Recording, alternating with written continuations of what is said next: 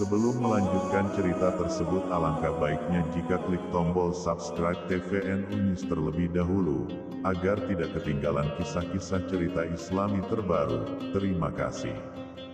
Kisah Abdullah bin Zubair radhiyallahu an. Dalam kandungan ibunya pun seorang yang istimewa, Asma binti Abu Bakar, yang mempunyai peran besar ketika Nabi Shallallahu Alaihi Wasallam dan ayahnya dalam awal hijrah dicari-cari oleh orang kafir Quraisy untuk dibunuh. Ayahnya adalah seorang sahabat yang dijamin masuk surga ketika masih hidup, salah satu dari 10 sahabat, Zubair bin Awam radhiyallahu an. Allah menambah keistimewaannya karena ia menjadi bayi pertama yang lahir di masa hijrah. Tidak bisa dibayangkan bagaimana beratnya Asma binti Abu Bakar berhijrah. Ia dalam keadaan hamil tua ketika harus menempuh panasnya padang pasir sejauh hampir 500 km. Ketika baru beberapa hari di Kuba, ia melahirkan dan bayinya dibawa kepada Nabi Shallallahu Alaihi Wasallam. Beliau mengecup pipi dan mulutnya, hingga air liur Rasulullah Shallallahu Alaihi Wasallam memasuki rongga mulutnya, dan memberi nama Abdullah.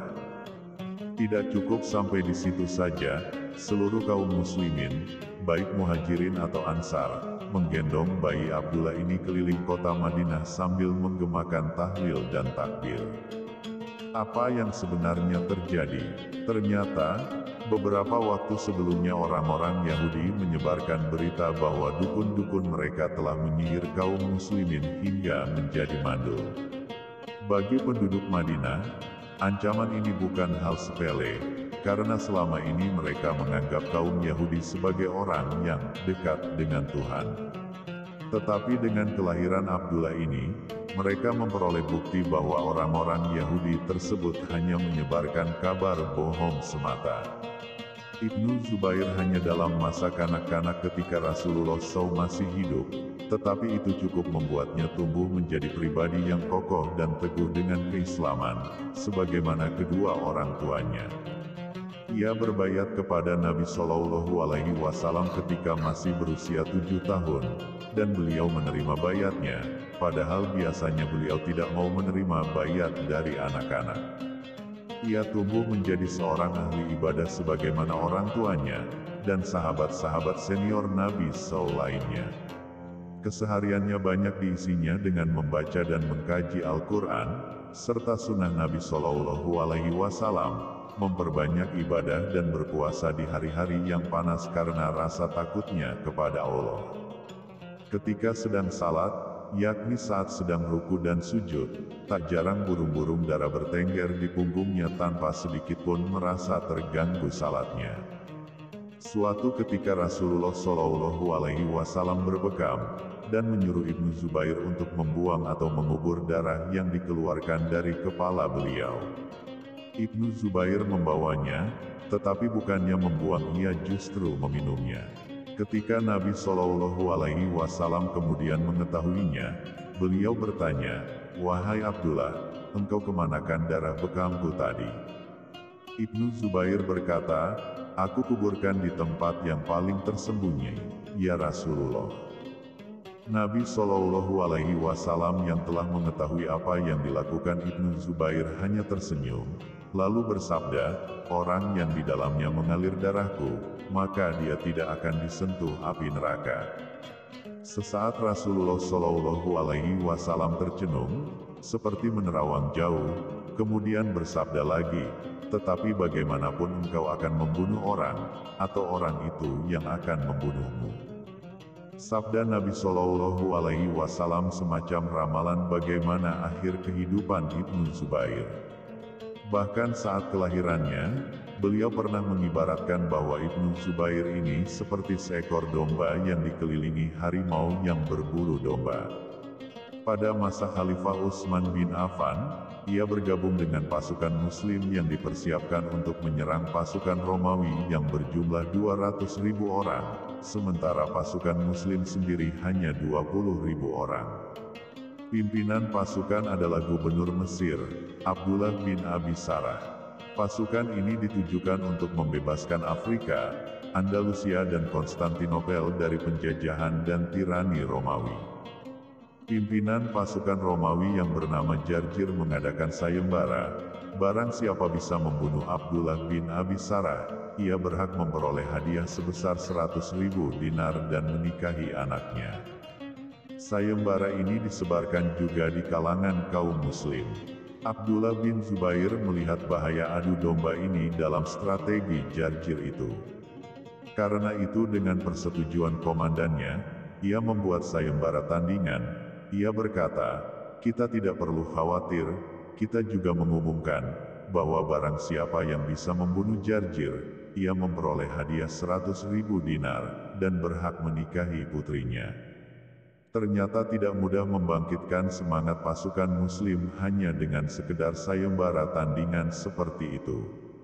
Karena itu, Abdullah bin Zubair bersama sekelompok sahabat dan temannya menjadi pasukan perintis untuk menjebol pagar betis pasukan Romawi yang berlipat 10 kali lipat banyaknya tersebut. Ia berkata kepada pasukan perintis yang mendukungnya, "Lindungilah punggungku, dan marilah menyerbu musuh bersamaku." Pasukan ini berhasil membelah pasukan Romawi, dan terus merangsek maju menuju satu titik, yakni tempat pengendali dan komandan pasukan, Jarjir. Seolah bahtera yang membelah gelombang, pasukan perintis ini seolah tidak terbendung hingga akhirnya sampai berhadapan dengan Jarjir.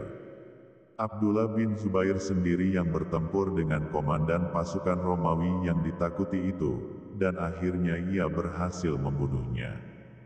Panji-panji Islam berkibar di pusat komando pasukan Romawi, dan pasukan Muslim yang terus bergerak di belakangnya juga berhasil memporak-porandakan pasukan Romawi lainnya. Kemenangan yang gemilang ini tak lepas dari peran dan keberanian Abdullah bin Zubair, karena itu Abdullah bin Abi Sarah, komandan pasukan Muslim, memberikan kehormatan kepadanya untuk menyampaikan sendiri berita kemenangan ini kepada Khalifah Utsman di Madinah. Abdullah bin Zubair tidak bisa menghindar ketika ia dihadapkan pada suasana fitnah setelah wafatnya Khalifah Utsman. Dengan tegar ia berdiri di sisi Ali bin Abi Thalib, bahkan ketika Ali diturunkan dan kemudian tewas terbunuh, Ibnu Zubair dengan lantang menyatakan penolakannya untuk berbaiat kepada Muawiyah. Ketika Muawiyah membaiat anaknya, Yazid bin Muawiyah untuk menjadi khalifah penggantinya, dengan tegas pula ia menolaknya. Walau berbagai ancaman ditujukan pada dirinya, ia berkata, "Sampai kapanpun dan bagaimanapun aku tidak akan berbaiat kepada si pemabuk itu." Sangatlah beralasan jika Ibnu Zubair menyatakan penolakannya ini tanpa tedeng aling-aling. Kalau terhadap ayahnya, Muawiyah, masih ada penghargaannya sebagai sahabat Nabi Shallallahu Alaihi Wasallam dengan berbagai kebaikan dan kelebihannya, di samping beberapa kekurangannya. Tetapi terhadap Yazid tidak ada alasan apapun untuk mendukung dan menghargainya. Sebuah syair pendek dilontarkannya sebagai ungkapan sikapnya terhadap Yazid, terhadap hal yang batil, tidak ada tempat berlunak dan berlembut, kecuali jika geraham bisa mengunyah batu menjadi lembut. Terbuktilah kemudian, Yazid banyak melakukan tindakan jahiliyah yang menginjak-injak nilai-nilai keimanan dan kemanusiaan. Ia sama sekali tidak mengindahkan ajaran-ajaran Islam dan kecintaan kepada Nabi Shallallahu Alaihi Wasallam. Sebaliknya, hanya memperturutkan hawa nafsu dan ambisi kekuasaannya semata. Pembantaian Husain bin Ali, cucu Rasulullah Shallallahu Alaihi Wasallam di padang Karbala, beserta keluarganya dan para pengikutnya, penyerangan kota Madinah yang terkenal dengan peristiwa Hara, dan akhirnya penyerangan kota Makkah, semua itu diarsiteki oleh Yazid bin Muawiyah. Peristiwa-peristiwa ini merupakan sisi kelam dalam sejarah perkembangan Islam. Setelah sikap penolakannya terhadap Yazid ini, Abdullah bin Zubair pindah ke Makkah.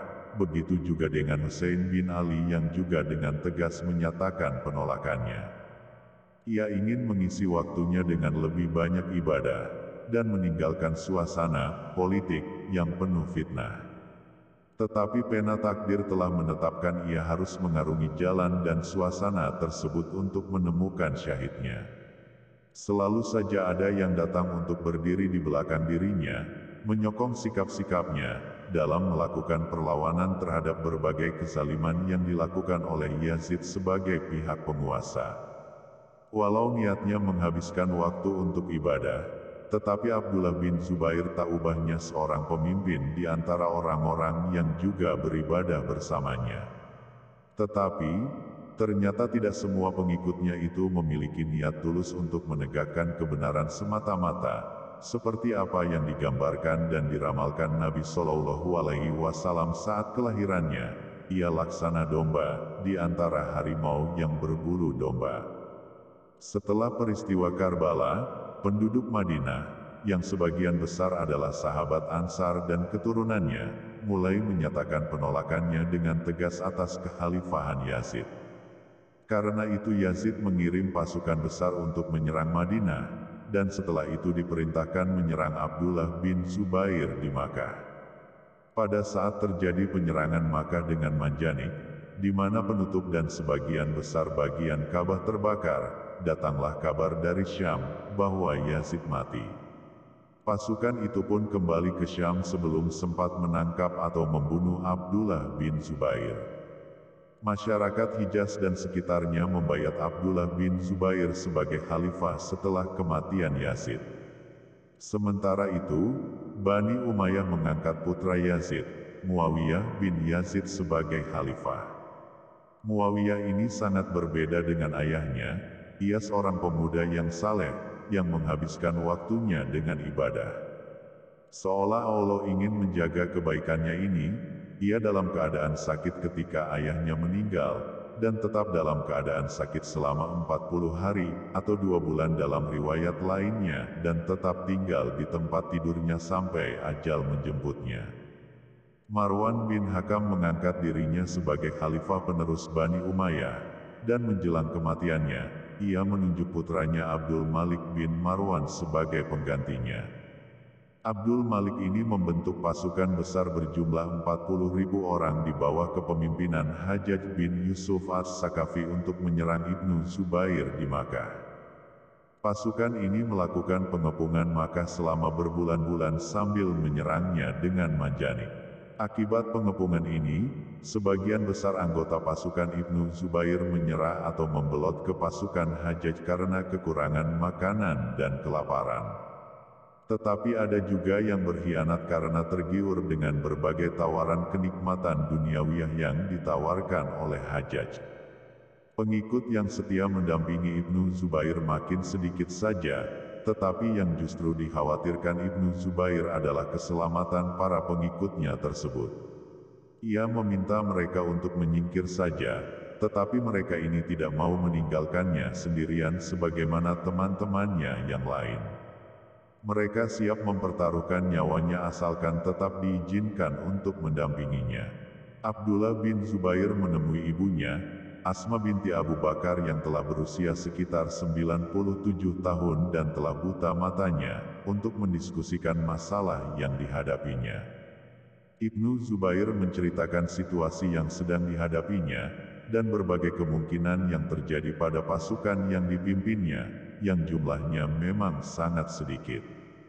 Ibunya ini memang wanita hebat, putri dari seorang sahabat yang hebat, istri dari sahabat yang hebat, dan dipuji dan dididik oleh seorang yang mulia dan hebat, Nabi Shallallahu Alaihi Wasallam, karena perannya ketika membantu Rasulullah dan ayahnya ketika bersembunyi di Gua Sur, sebelum kemudian hijrah ke Madinah, beliau memberikan gelar kepadanya Zatun Nitaqain. Atas permasalahan putranya ini, Asma menyatakan, bahwa tidak sepatutnya ia memilih dan melakukan sesuatu, kecuali di atas jalan kebenaran. Tidak ada kamus menyerah dan mundur dari perjuangan hanya karena terlalu kuatnya musuh, terlebih lagi karena terpikat oleh tawaran kenikmatan duniawiyah. Sungguh suatu kecelakaan besar dan menyimpang dari jalan yang dirintis oleh ayahnya, kakeknya, dan para sahabat yang telah gugur mendahuluinya. Abdullah bin Zubair berkata kepada ibunya, "Wahai ibu, saya juga meyakini seperti itu. Hanya saja saya khawatir, orang-orang Syam itu akan menyalib dan menyayat-nyayat tubuhku setelah mereka membunuhku. Memang, sebenarnya yang dikhawatirkan adalah perasaan ibunya kalau jasadnya akan diperlakukan dengan sangat biadab seperti yang telah biasa mereka lakukan sebelumnya, misalnya yang terjadi pada peristiwa Karbala dan Hara. Apalagi pemimpin pasukan Syam itu, Hajjaj bin Yusuf As-Sakafi terkenal sebagai orang yang sangat kejam dan biadab, sangat jauh dari akhlak Islami walau dia pemeluk Islam. Namun, Ibnu Zubair memperoleh jawaban yang tidak tersangka-sangka dan sangat luar biasa dari ibunya. Wahai anakku, sesungguhnya kambing itu tidak merasakan sakit walau dikuliti setelah disembelih. Teruskan langkahmu dan mintalah pertolongan kepada Allah. Asma hendak memeluk putranya tersebut untuk terakhir kali, tetapi tangannya menyentuh baju besi yang dipakai Ibnu Zubair. Segera saja ia berkata, "Apa-apaan ini Abdullah? Orang yang memakai ini, hanyalah mereka yang tidak menginginkan apa yang sebenarnya engkau inginkan, yakni kesyahidan."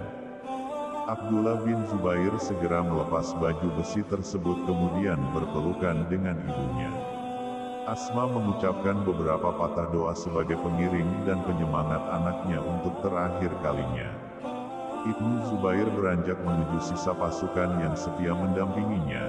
Kemudian mereka menyerang pasukan Hajjaj dan terjadi pertempuran tidak seimbang yang akhirnya mengantar Ibnu Zubair dan pasukannya menuju gerbang kesyahidan. Dan seperti telah diperkirakan oleh Ibnu Zubair, Hajjaj menyalib dan menyayat tubuhnya yang telah kaku. Namun semua itu tidaklah menjadikannya tercela, justru menambah kemuliaan dirinya di sisi Allah.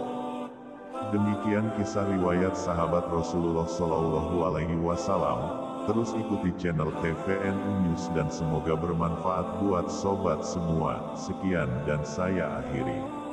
Wassalamualaikum warahmatullahi wabarakatuh.